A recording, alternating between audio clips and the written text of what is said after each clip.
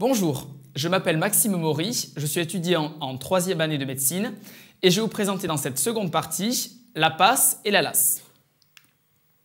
Donc, en clair, qu'est-ce qu'il fallait comprendre? La fin du numérus, ça ne veut pas dire la fin de la sélection donc, et du nombre de places limitées. Désormais, avant, donc, avec la PASSES, la sélection ne se faisait que sur des QCM, on remplissait effectivement des feuilles d'exercice. Voilà. Aujourd'hui, on veut voir un peu votre profil, qui vous êtes, vos passions, vos intérêts, vos capacités également à l'oral. L'élément qu'il faut vraiment aussi comprendre, c'est qu'à la fin, vous accédez en 2e année. Si vous avez validé donc l'année, que vous avez eu plus de 10 aux écrits, soit vous avez été sélectionné à l'oral, auquel cas vous passez en 2e année de médecine, maïeutique, odontologie, pharmacie. Si vous n'avez pas été sélectionné, vous passez avec la PASS en 2e année de votre licence ou en 3e année si vous êtes en LAS. Et si vous n'êtes pas sélectionné à la fin après vos 2 tentatives, puisque dans chacune des deux voies, donc LAS et PASS, vous avez le choix entre, donc vous avez 2 tentatives, et bien à la fin, vous pouvez continuer avec votre licence en poche et aller vers le master. Donc c'est ça qui est intéressant, c'est qu'avant, nous, quand nous avions la PASSES, si vous voulez, au bout des 2 ans, si on avait échoué aux 2 ans, on se retrouvait niveau post-bac. Aujourd'hui, ce n'est plus le cas, vous progressez. Donc c'est en ça que cette réforme, elle était nécessaire, mais au-delà de ça, qu'elle est intéressante. Voilà, donc là, c'est un petit schéma bilan qui vous permet un petit peu de comprendre le principe. Je suis l'étudiant de PASS, je fais mon année de PASS. Si, à l'issue de cette année, je n'ai pas été sélectionné, je peux passer directement en 2e année de ma licence, donc qui est celle de la mineure que j'avais choisie, en sachant évidemment qu'il faut avoir validé l'année, donc il faut avoir eu plus de 10. Si vous allez en licence, en LAS, pardon, donc vous passez votre licence 1, c'est quasiment impossible de l'avoir en 1 an, enfin du moins en tout cas à l'Université de Bordeaux, ce n'est pas prévu. Vous pouvez le tenter au bout de la 2e année, comme vous l'a dit Ariane, ça vous fait donc 75 crédits à valider en 1 année. Ou alors en 3e année, ce qui vous est conseillé, auquel cas ça vous fait 70 crédits par an à obtenir. Et à l'issue de ça, si vous n'avez pas été sélectionné, vous avez une licence en poche et vous pouvez partir après donc en master. Voilà. Donc là, c'est fait un petit schéma bilan là aussi de l'université.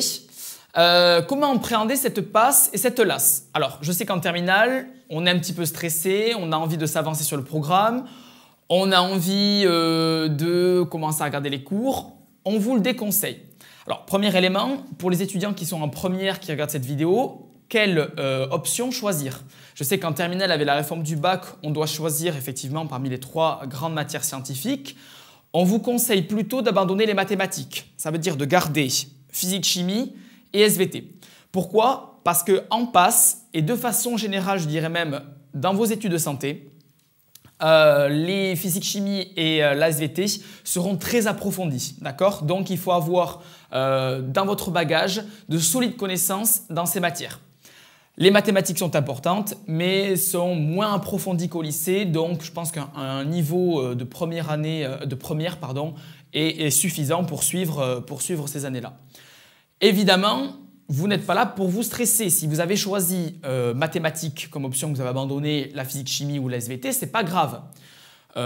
Vous avez le moyen de vous remettre à niveau, notamment le tutorat. Les tuteurs pourront vous aider à vous remettre à niveau pendant un peu avant de commencer l'année. Ou de façon générale, ça ne sera pas non plus très déterminant. Ça ne va pas vous faire échouer pour autant. Ce qui est aussi important, c'est, je vous l'ai dit, c'est votre dossier.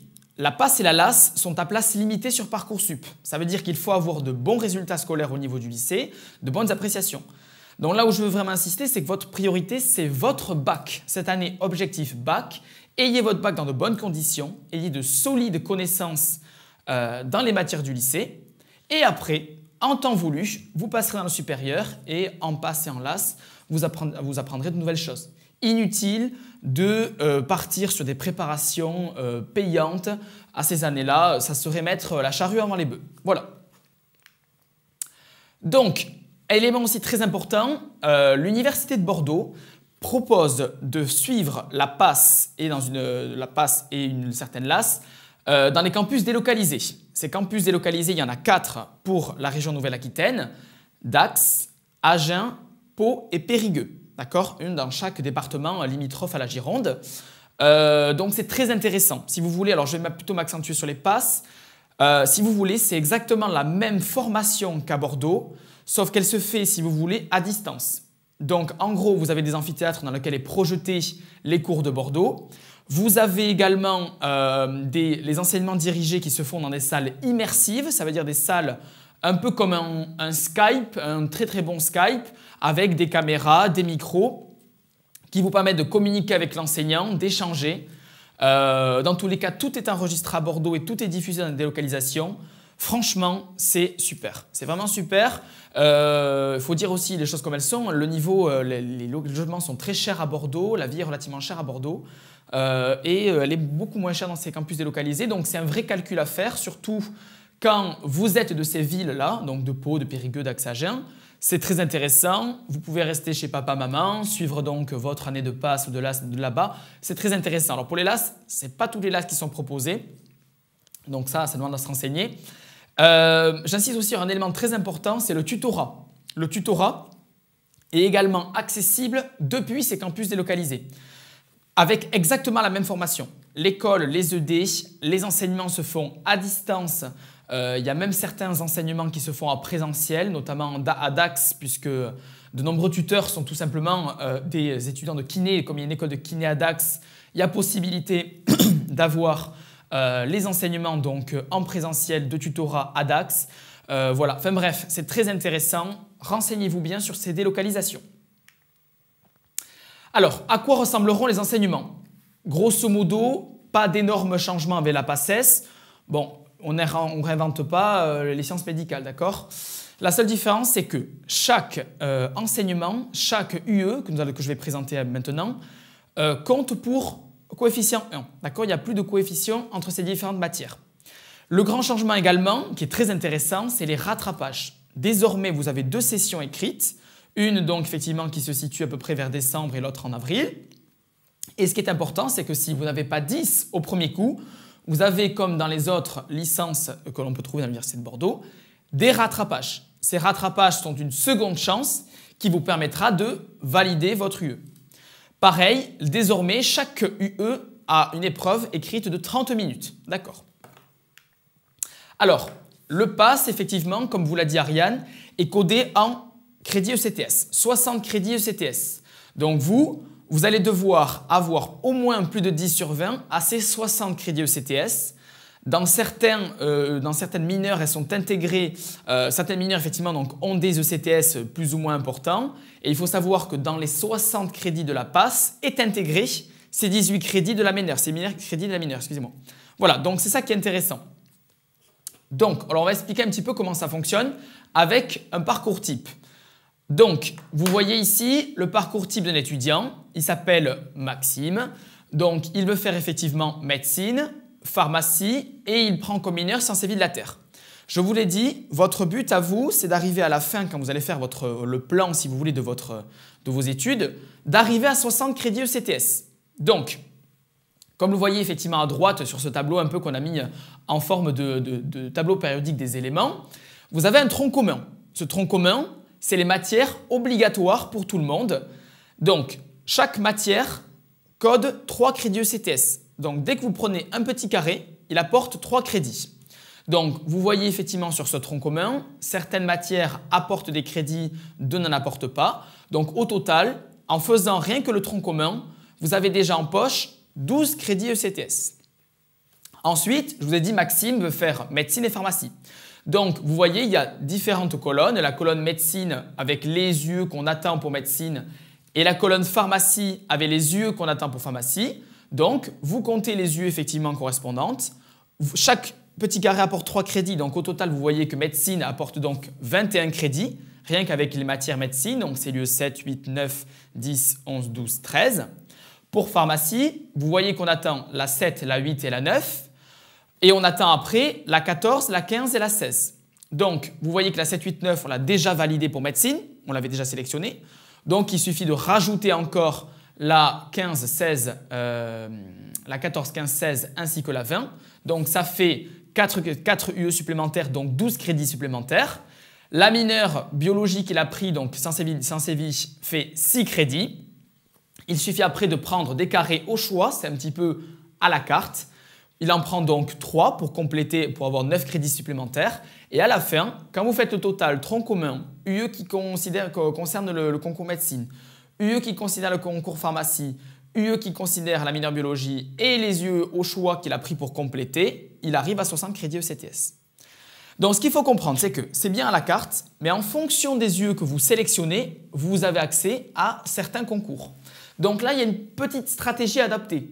Dans le cas de Maxime, je vous ai dit qu'il doit choisir 3 matières supplémentaires au choix. Vous voyez que dans son cas, il valide, dans les matières qu'il valide pour médecine, il les valide également pour maïeutique. La seule différence, c'est l'UE, que je ne dis pas de bêtises, l'UE 17. Donc, dans ces UE au choix, il ferait bien de prendre cette UE 17 car elle lui permet d'accéder au concours également maïeutique. Vous voyez aussi qu'en commun avec le concours médecine, il y a beaucoup d'UE du concours dentaire.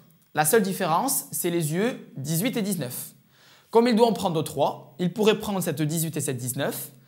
À la fin, il pourrait donc tenter médecine, maïeutique, odontologie, pharmacie en ayant 60 crédits ECTS. Donc vous voyez, c'est bien à la carte, mais en fonction des matières que vous allez sélectionner avant de commencer votre année, vous aurez accès à certaines filières. Alors, c'est un petit peu compliqué à comprendre.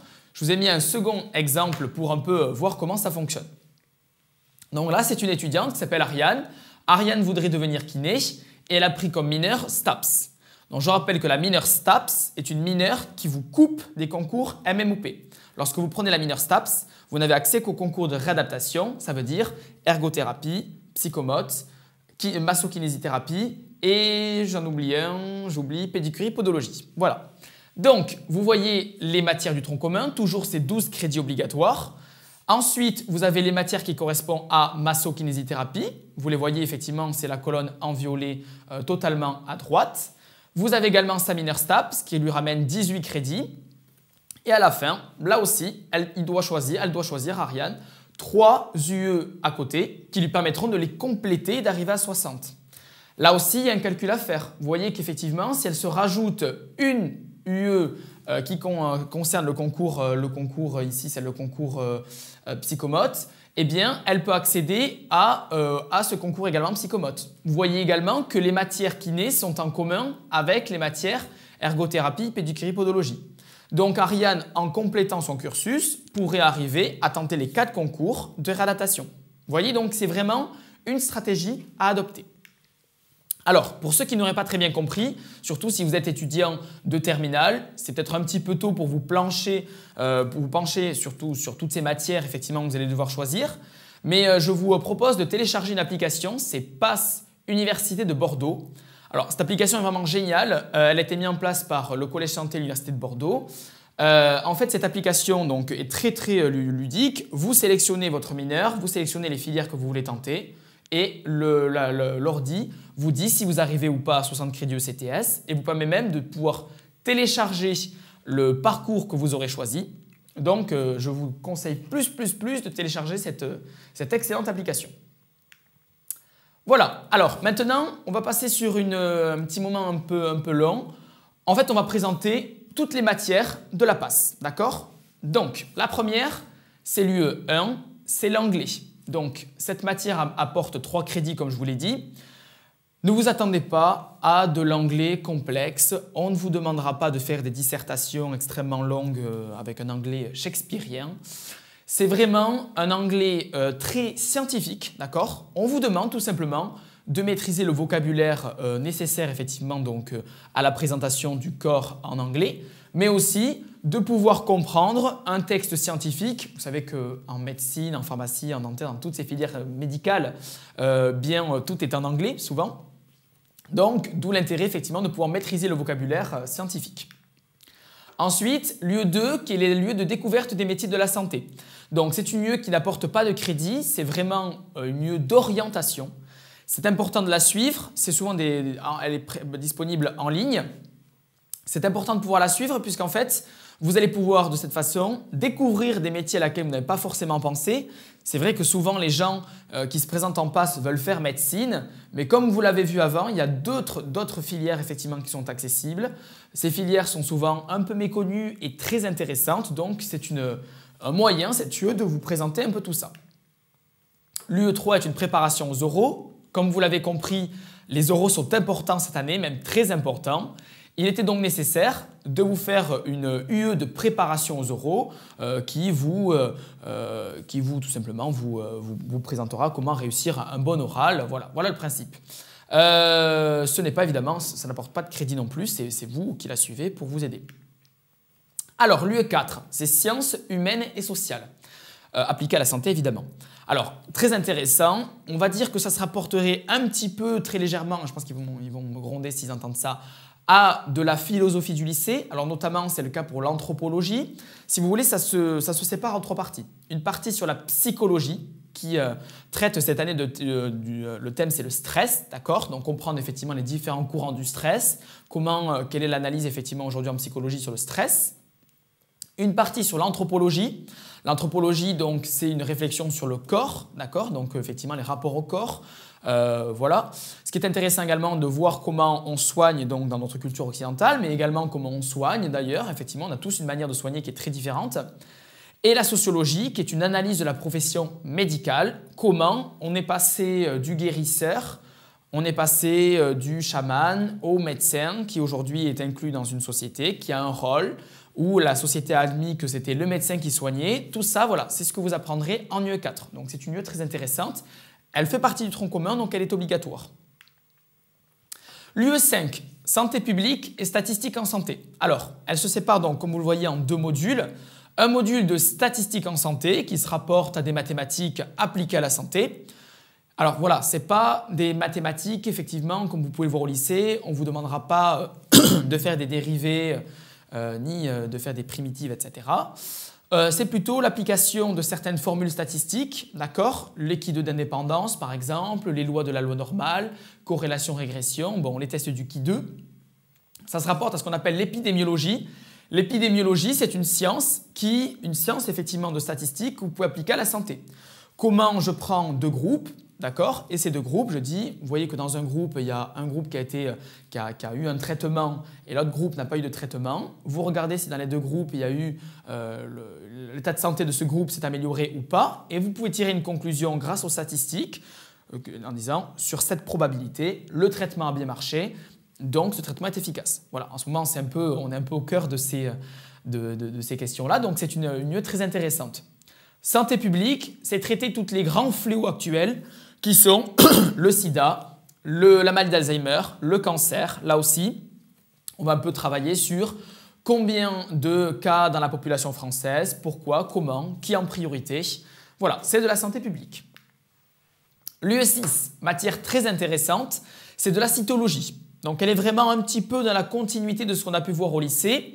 Le principe de cette matière, qui est obligatoire, qui fait partie du tronc commun, c'est de comprendre le fonctionnement de la cellule eucaryote. D'accord? Donc dans une cellule, comprendre sa membrane plasmique, son cytoplasme, les différents organites, mitochondries, peroxysomes, lysosomes, REL, REG, enfin j'en passe, le noyau, mais également comprendre comment dans une cellule, tout ceci interagit. D'accord? Les notions donc d'apoptose, communication cellulaire, c'est une matière très dense, beaucoup de connaissances, mais qui est très intéressante. Elles sont toutes intéressantes.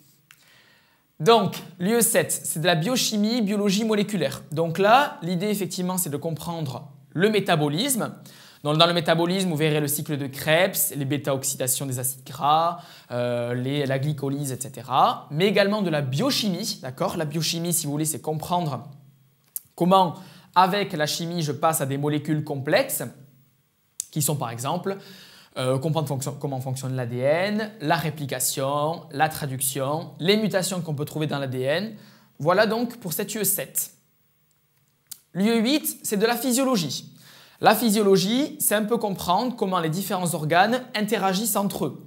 Vous allez notamment travailler sur le fonctionnement du rein, les diagrammes de Davenport qui vous permettent de comprendre les rapports entre la respiration. En fait, si vous voulez, c'est les équilibres acido-basiques qu'on peut trouver dans le corps. Vous aurez également des éléments sur les compartiments hydriques, d'accord, compartiments plasmatiques, le partie interstitielle, intracellulaire, mais également de la transmission nerveuse, comment je passe de mon cerveau à mon muscle pour contracter mon bras par exemple.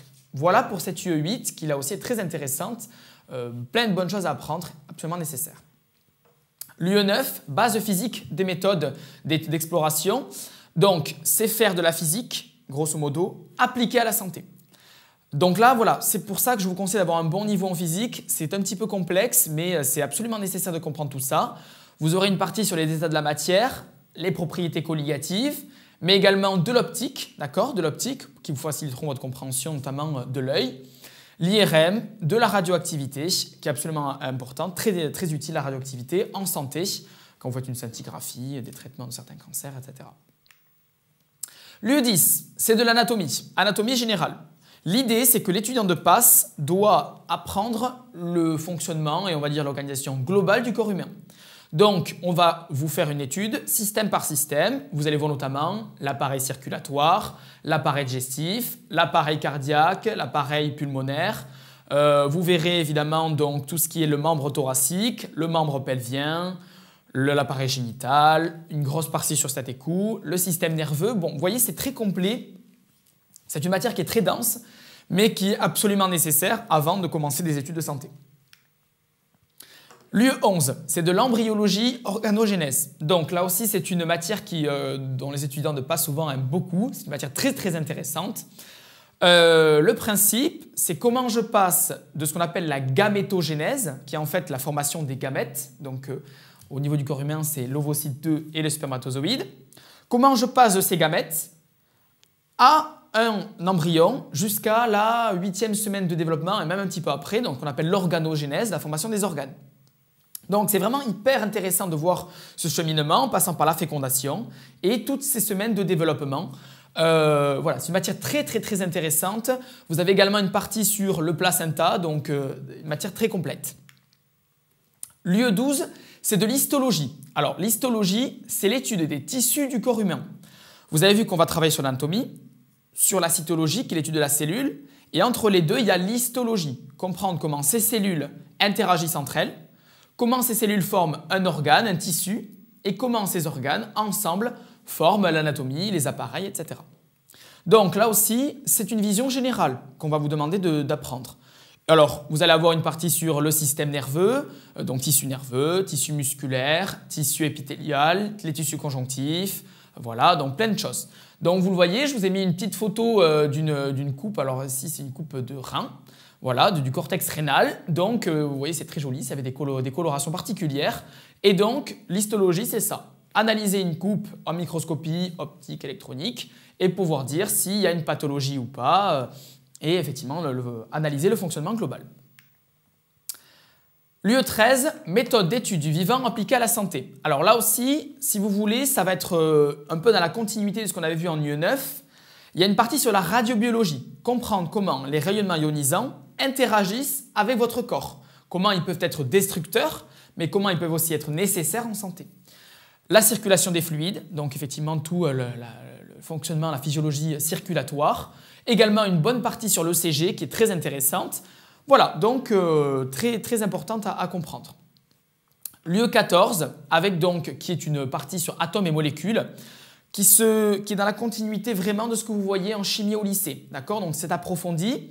Comprendre donc de la chimie générale, le tableau périodique des éléments. Également faire de la thermodynamique, d'accord? Comment le thermique, c'est si vous voulez des mouvements de molécules, d'atomes, effectivement une excitation. De la chimie également organique, donc sur les alcools, les acides carboxyliques, que se passe-t-il quand ils interagissent, etc. Donc, nécessite de bonnes bases en chimie. L'UE14, alors l'UE15, pardon, c'est de la biochimie et biomoléculaire approfondie. Donc là aussi, c'est un petit peu dans la continuité de ce qu'on voit en UE7. Il y a toute une partie sur l'étude du génome. Comment aujourd'hui, alors en ce moment avec le coronavirus, on parle énormément de PCR. Et bien comprendre qu'est-ce que c'est qu'une PCR, mais également le séquençage du génome. Il y a aussi une grande partie sur de la biochimie approfondie, les enzymes, comment je fabrique des nucléotides, donc pour l'ADN. Enfin voilà, une partie complexe, mais également très intéressante cette matière. L'UE16, qui est donc là aussi entre de la chimie et ce qu'on va attendre du futur pharmacien notamment. C'est de la chimie générale, mais également donc on repartira sur la chimie organique et sur de la galénique. Alors la galénique, c'est quoi? C'est la science du médicament. Comment, effectivement, je fabrique un médicament, grosso modo. C'est un petit peu ça la galénique. Alors, l'UE17, anatomie du bassin et unité fœto-placentaire. Donc là aussi, très intéressant, c'est de l'anatomie du bassin. Comprendre effectivement donc l'organisation du bassin, mais également les différents appareils génitaux. Et il y a aussi une partie donc sur le placenta, les grossesses gémellaires, donc les jumeaux, les grossesses anormales, etc. Donc voilà dans la partie donc, anatomie et unité fœto-placentaire. C'est une unité donc nécessaire effectivement qui est dans les matières exigées pour la future sage-femme, donc dans la filière maïeutique. Mais vous verrez que c'est aussi très important de maîtriser bien cette UE, par exemple pour un futur médecin. Voilà, c'est très important. L'UE 18, là aussi, une matière qui pourrait se rapporter plutôt donc, aux connaissances qu'on va attendre du futur dentiste. Donc morphogénèse et anatomie maxillo-faciale. Donc là, toute une partie évidemment sur l'anatomie de la bouche, donc les nerfs crâniens, donc de la face si vous voulez. Comprendre également comment se forme la dent, donc tout ce qu'on appelle l'ostéogénèse. Voilà. Également aussi la formation donc, de la face. Donc il y a toute une partie organogénèse de la face, de la dent, de la bouche, etc. Donc matière importante. Lieu 19, biomatériaux et dispositifs médicaux. Vous savez que dans le corps humain, souvent on remplace effectivement des os, mais également des dents effectivement, qui ne sont pas en bon état, par des dispositifs matériaux, donc des matériaux qui ne sont pas naturels, qui ne sont pas organiques, si vous voulez, qui ne viennent pas du corps, mais qui sont fabriqués par l'homme. Donc comprendre tous ces biomatériaux, comprendre comment on les fabrique, comment ils sont mis sur le marché, comment votre corps interagit avec eux, mais aussi une partie sur ce qu'on appelle la matériovigilance, qui est en fait le fait qu'on surveille que ces dispositifs médicaux ne soient pas nocifs pour la santé. Donc vérifier qu'il n'y ait pas d'effet secondaire grosso modo. L'UE 20, initiation à la connaissance du médicament. Donc une UE qui est très importante pour le futur pharmacien, mais aussi d'ailleurs pour tous les autres futurs professionnels de santé. Comprendre comment en France on met sur le marché un médicament, comment on analyse son fonctionnement. Comprendre comment le médicament interagit dans votre corps, dans ce qu'on appelle la pharmacodynamique, mais aussi la pharmacocinétique. Toute une partie sur la prescription, ce qu'implique la prescription, sur ce qu'on appelle la pharmacovigilance, d'accord, comment on surveille qu'un médicament ne soit pas toxique sur le long terme. Donc voilà, toute une matière très dense. L'UE 21, qui est une matière importante notamment pour le futur kinésithérapeute, mais également dans beaucoup de disciplines. Anatomie approfondie du membre pelvien, en bas, donc le membre, les jambes si vous voulez, et du membre thoracique. Voilà, donc les épaules, bras, etc. Il y a également aussi toute une partie sur de la biophysique du mouvement, donc l'analyse du mouvement. Au lycée, vous voyez souvent donc, ce qu'on appelle la mécanique, d'accord, avec les forces, et bien comment les forces s'appliquent sur le mouvement, voilà. Alors, l'UE 22, toute une partie sur le handicap. Donc, souvent, c'est les connaissances qu'on exige pour le futur ergothérapeute. Comprendre effectivement donc, le handicap en société, sa législation, les interventions également qu'on peut faire en réadaptation, en rééducation. L'UE 23, c'est psycho-cognition, motricité. Donc là aussi, souvent les connaissances qu'on va exiger du futur étudiant de psychomotricité. Donc avec une historique de la profession, aussi de la réflexion sur les comportements, la motricité. L'UE 24 avec donc une UE de psychologie, avec un historique de la psychologie, le développement cognitif, le corps, la personnalité. Voilà, matière complexe mais très intéressante. L'UE 25 qui est également donc une UE d'anatomie avec donc une anatomie de la face et anatomie du bassin, là aussi. L'UE 26 est une UE sur l'intelligence artificielle, comprendre aujourd'hui avec l'informatique qui arrive comment l'informatique prend une place prédominante dans la façon de soigner. L'UE 27, santé, environnement, thermalisme. Elle est absolument très intéressante, c'est une toute nouvelle matière qui a été présentée cette année pour comprendre l'environnement, comment évidemment l'environnement interagit sur le corps, comment aussi les méthodes naturelles de soins. Voilà, matière complexe. Alors, là sur quoi je voudrais insister, toutes ces matières ont été, les professeurs si vous voulez, ont tous enregistré leurs cours et les mettent en ligne. Donc, depuis votre espace numérique de travail, vous aurez accès à tous ces cours à la maison, d'accord? Donc, il ne vous est plus exigé d'aller en cours à la fac, en amphithéâtre pour regarder, donc effectivement voir ces cours. Vous pouvez suivre tous ces enseignements depuis chez vous. J'ai envie de dire presque, vous pourriez faire la passe depuis le fin fond de la Creuse. Vous n'avez besoin de venir à la faculté que pour les enseignements dirigés, d'accord? Les enseignements dirigés qui sont des enseignements en petits groupes que dispensent les professeurs sur des exercices par exemple, et pour le tutorat que je vais présenter tout de suite. Voilà, donc aujourd'hui très dématérialisé et donc évidemment ces capsules vidéo de cours, vous les avez en libre service et vous pouvez donc les regarder autant de fois que vous voulez. Voilà les avantages effectivement de la PASS.